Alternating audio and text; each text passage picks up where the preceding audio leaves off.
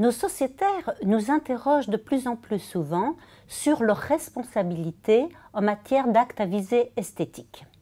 Pourquoi?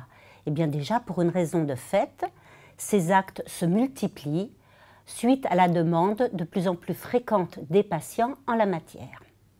Mais nos sociétaires sont aussi inquiets parce qu'ils ont entendu parler d'une obligation de résultat ou d'une obligation de moyens renforcés. Qu'en est-il exactement? Eh bien, les textes et la jurisprudence sont clairs. En matière d'actes à visée esthétique, la responsabilité du professionnel de santé est la même que pour les autres actes médicaux. Ils sont tenus à une obligation de moyens. Pourquoi? Eh bien, tout d'abord parce que ces actes sont pratiqués sur le corps humain.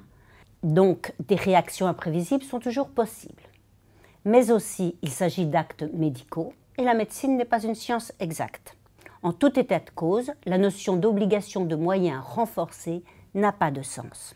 Enfin, comment apprécier le résultat d'une intervention esthétique? C'est le patient qui va l'apprécier. Mais cette appréciation est subjective. Or, il est impossible qu'une responsabilité soit fondée sur le sentiment, entre guillemets, d'une personne.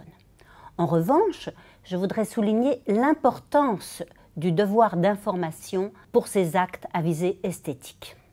L'information sur les risques doit être la plus complète possible parce qu'il sera plus facile à un patient de renoncer à une intervention esthétique qu'à une intervention urgente ou vitale. Donc, en la matière, je ne peux que vous renouveler notre conseil, la prudence.